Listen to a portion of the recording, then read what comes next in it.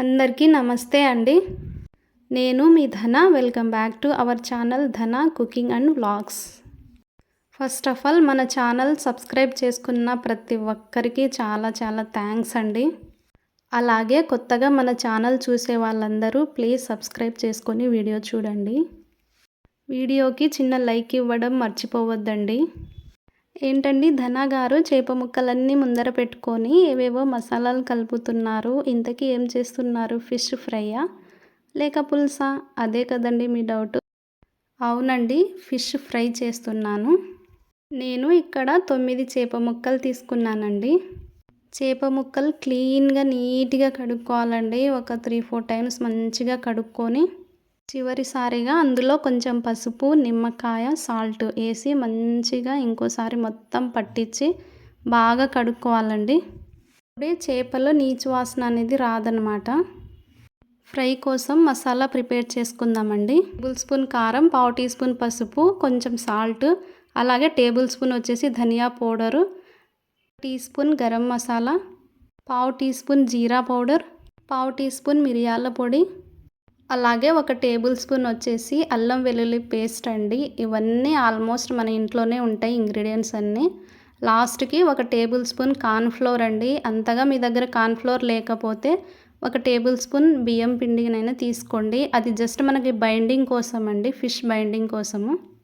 అన్ని వాటర్ పోసి మసాలాస్ అన్నీ మంచిగా కలపండి. అలాగే సగం నిమ్మకాయ తీసుకొని మొత్తం అందులో పిండేసి బాగా కలపండి. ఫిష్కి ఉప్పు, కారం అన్నీ కొంచెం ఎక్కువనే పడతాయండి. సో దట్ మీరేంటంటే అది క్వాంటిటీని బట్టి మీరు చూసుకోండి. మసాలా అంతా కలిపినాక ఒకసారి టేస్ట్ చేయండి, నో ప్రాబ్లం. ఉప్పు, కారం సరిపోకపోతే ఇంకొంచెం అడ్జస్ట్ చేసుకోండి. ఇక్కడ నేను తీసుకున్న క్వాంటిటీకి ఎగ్జాక్ట్గా మసాలా అంతా సరిపోయిందండి.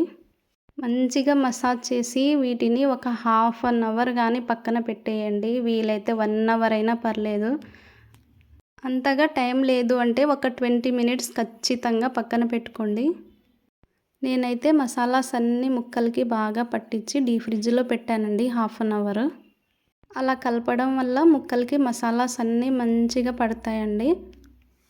ఫ్రై కోసం స్టవ్ మీద ప్యాన్ పెట్టుకొని అందులో ఒక 2 టేబుల్ స్పూన్ ఆయిల్ పోసుకుందాము. ప్యాన్కి ఆయిల్ అంతా మంచిగా స్ప్రెడ్ చేయండి. మసాలా పట్టించిన ముక్కలు ఆయిల్లో ఒక్కొక్కటి వేసుకుందామండి. నేనైతే 3 వేసుకున్నాను. వేసి వెంటనే కదపకుండా ఒక 5 to 7 మినిట్స్ అట్లా వదిలేయండి. మీడియం ఫ్లేమ్లో పెట్టండి, లో వద్దు, హై వద్దు. లో ఫ్లేమ్ పెడితే వేగడానికి చాలా టైం పడుతుందండి. అలాగే హై అయితే పైన మాడిపోతాయి కానీ లోపల పచ్చిగా ఉంటుంది. సో మనం మీడియం పెట్టుకుంటేనే మంచిగా ఫ్రై అవుతాయి అన్నమాట ముక్కలు. ఫ్రై అయిన ముక్కలు అట్లా ప్యాన్లోనే ఒకదాని మీద ఒకటి పెట్టండి. ఎక్సెస్ ఆయిల్ అంతా కొంతవరకు వచ్చేస్తుందన్నమాట. ముక్కలు ఇలా ఫ్రై అవ్వడానికి ఈజీగా ఒక 15 మినిట్స్ పడుతుందండి. ఒక సైడ్ ఫ్రై చేసుకున్నాక ఇంకో సైడ్కి టర్న్ చేసుకొని మంచిగా ఇలా ఫ్రై చేసుకోండి. వీటిని తీసేసి ఒక ప్లేట్లో టిష్యూ వేసి అందులో వేసేయండి. ఇంకా మనకి ఎక్స్ట్రా ఆయిల్ ఉంటే అక్కడ కూడా మొత్తం ఎక్సెస్ ఆయిల్ మొత్తం వచ్చేస్తుంది అన్నమాట. ఆయిల్లో ఎక్స్ట్రా పీసెస్ ఏమన్నా ఉంటే తీసేసి సేమ్ అలాగే మీకు ఎన్ని ముక్కలు కావాలో అలాగే ఫ్రై చేసుకోండి.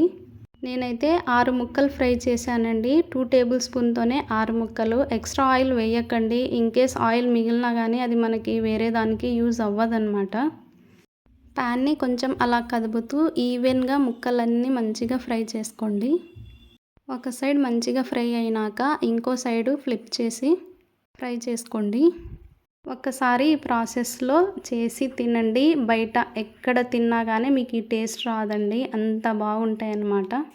మీరు ట్రై చేసి తిన్నాక మీ ఫీడ్బ్యాక్ ఇవ్వడం మర్చిపోవద్దు ప్లీజ్. వీడియో నచ్చితే చిన్న లైక్ ఇచ్చి కామెంట్ ఇవ్వడం మర్చిపోవద్దు. ప్లీజ్ సపోర్ట్ మీ. అలాగే ఈ వీడియోని మీ ఫ్రెండ్స్ అండ్ ఫ్యామిలీస్, రిలేటివ్స్కి షేర్ చేయండి.